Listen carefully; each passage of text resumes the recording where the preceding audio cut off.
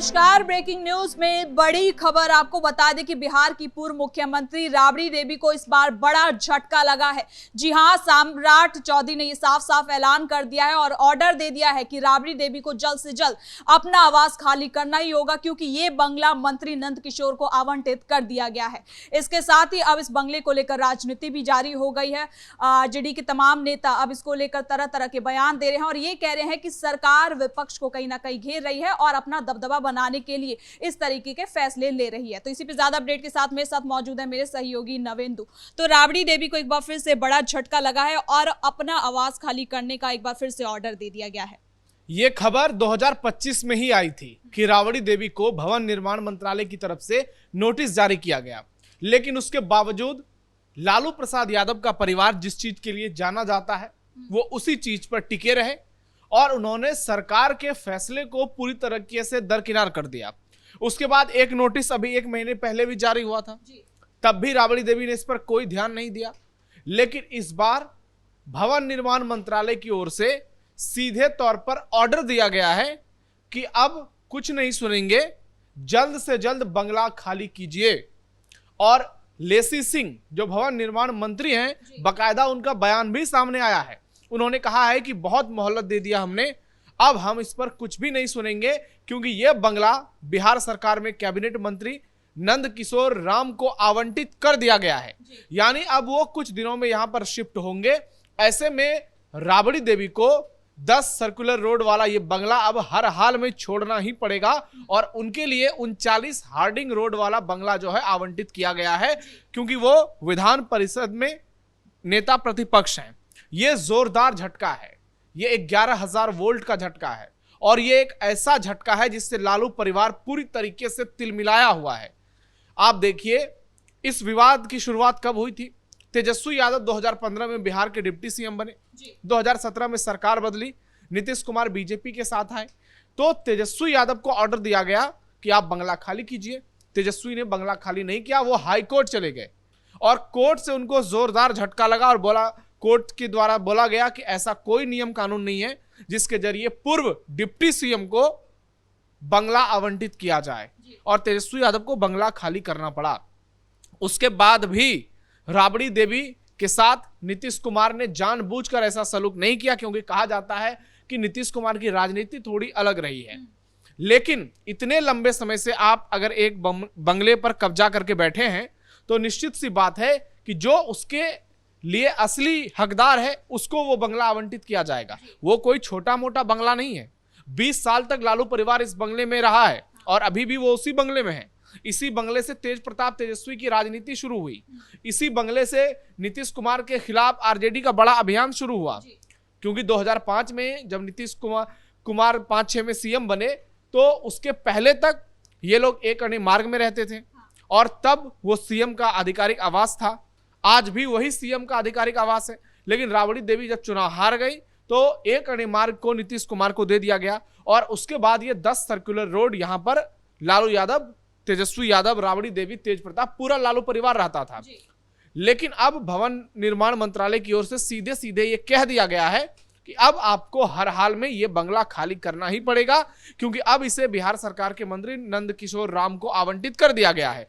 ऐसे में अब सवाल ये उठ रहा है, राबड़ी देवी कब तक बंगला खाली करेंगे?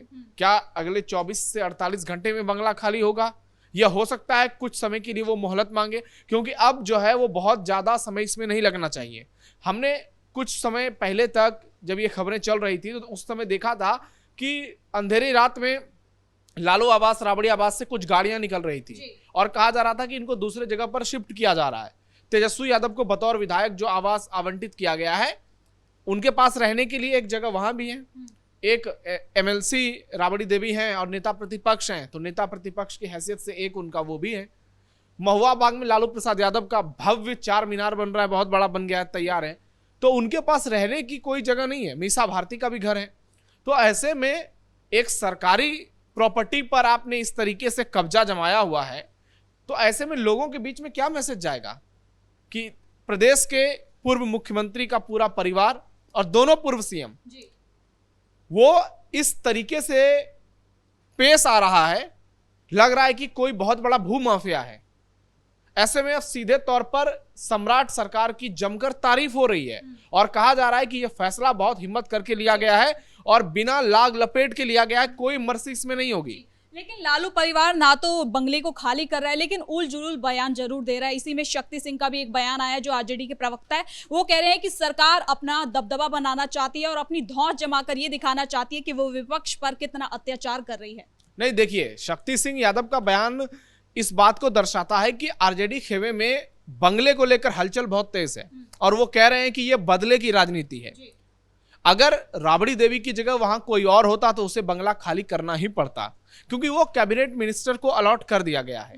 अगर इसके बाद भी खाली करने के लिए इतना ज्यादा ड्रामा किया जा रहा है, इतना नाटक हो रहा है, तो आप समझिए कि मनसा खाली करने की नहीं है, मनसा कब्जा करने की है कि फ्री में सरकार के पैसे पर इस तरीके से नाच हो रहा है। आप क्यों नहीं खाली करेंगे? आप हो कौन? अगर यह बंगला किसी को आवंटित किया गया है, आपका इससे कोई सरोकार नहीं है, आपने खरीदा नहीं है पैसे लगाकर, आप 20 साल से यहां पर राज कर रहे थे सरकारी पैसे पर, और अब सरकार ने अगर बड़ा फैसला लिया है तो आपको बंगला खाली करना पड़ेगा। और ये जो राजनीति है कि बदले की राजनीति है, दबदबा है सरकार का, ये सब फालतू की बातें हैं। आप देख लीजिए कि मतलब लोगों की सोच कैसी है। इनके पास इतनी प्रॉपर्टी है, बिहार के सबसे अमीर परिवारों में से ये एक है, इनके नाम पर करोड़ों की संपत्ति दर्ज है। 915 करोड़ का तो चारा खा गए ये लोग। उसके अलावा आईआरसीटीसी का घोटाला, टेंडर वाला घोटाला रेलवे में, इतने घोटाले करने के बावजूद, इतनी जमीन हथियाने के बावजूद एक छोटा सा घर खाली नहीं किया जा रहा है। तो आप समझिए इनकी मानसिकता कैसी रही होगी जब ये सरकार में रहे होंगे।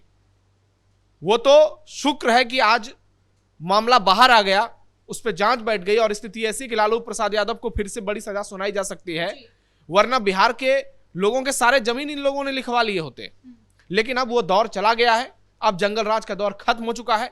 सरकार जिस तरीके से एक्शन ले रही है उससे क्लियर हो चुका है कि आप कितनी भी बड़ी ताकत क्यों ना हो, अगर आप जोर जबरदस्ती करेंगे, आप अपना दबदबा दिखाने की कोशिश करेंगे, आप ये साबित करने की कोशिश करेंगे कि हम ही बिहार के असली बॉस हैं, तो वो अब चलने वाला नहीं है।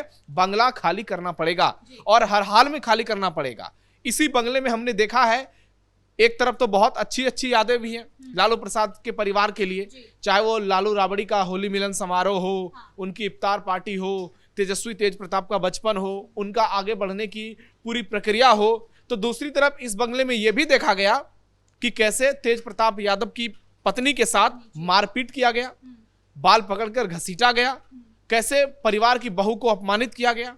इस बंगले में यह भी देखा गया कि परिवार की बेटी रोहिणी आचार्य को चप्पल फेंक कर मारा गया, मां बहन की गालियां दी गई। और इस बंगले में यह भी देखा गया कैसे यहां परिवार के बड़े बेटे तेज प्रताप को धक्के मार कर निकाला गया।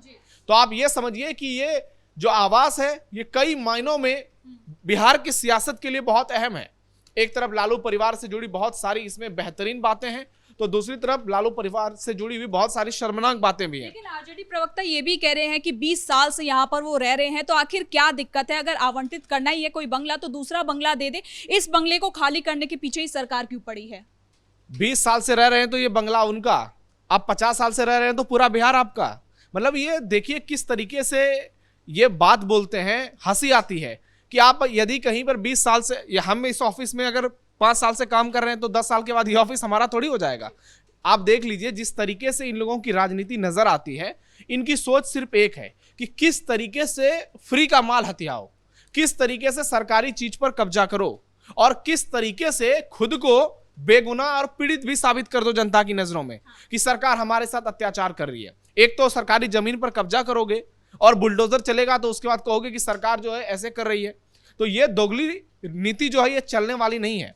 और राबड़ी देवी, अब उनको बंगला खाली करना ही पड़ेगा, उनके पास कोई चारा नहीं है, कोई विकल्प नहीं रह गया है। और सरकार जिस मूड में नजर आ रही है, लेसी सिंह जिस तरीके से उन्होंने बयान दिया है, इससे साफ साफ समझा जा रहा है कि अब लालू परिवार के पास कोई चारा नहीं है, ये अब बेचारा हो गए हैं। बहुत दिन इन्होंने इस बंगले में राज किया है, अब समय आ गया है कि 10 सर्कुलर रोड से इनका जय गणेश हो जाएगा और ये अब 39 हार्डिंग रोड में जाकर रहेंगे और वहीं से बिहार की राजनीति में इनको आगे क्या करना है ये करेंगे। हालांकि लालू प्रसाद यादव के बारे में तो कहा जा रहा है कि हो सकता है वो फिर से जेल चले जाएं, क्योंकि अभी देखिए सुप्रीम कोर्ट ने भी कल बहुत बड़ा फैसला दिया है और कहा है कि हाई कोर्ट को जितने भी लंबित मामले हैं और जिसमें भी फैसला सुरक्षित रखा गया है, आप 3 महीने के भीतर उस पर फैसला सुना दीजिए। तो ऐसे में लालू यादव को लेकर जो मामला चल रहा है उसकी सुनवाई बहुत तेजी से हो रही है। तो ऐसे में इस बात की संभावना जताई जा रही है कि आने वाले समय में लालू प्रसाद यादव को बड़ा झटका लगेगा और लालू परिवार जो बार बार मुश्किलों में फंस रहा है वो आने वाले समय में एक और बड़े मुश्किल में फंसता हुआ नजर आएगा। बहुत बहुत धन्यवाद नविंदु इन तमाम जानकारी के लिए। तो कुल मिलाकर आपको बता दें कि लालू परिवार की मुश्किल एक बार फिर से बढ़ने वाली है। सम्राट सरकार ने इस बार ये ऑर्डर दे दिया है कि उन्हें जल्द से जल्द ये आवास को खाली करना ही होगा। तो फिलहाल के लिए ब्रेकिंग न्यूज में इतना ही। कैमरा पर्सन राजकुमार के साथ मैं सृष्टि शाह।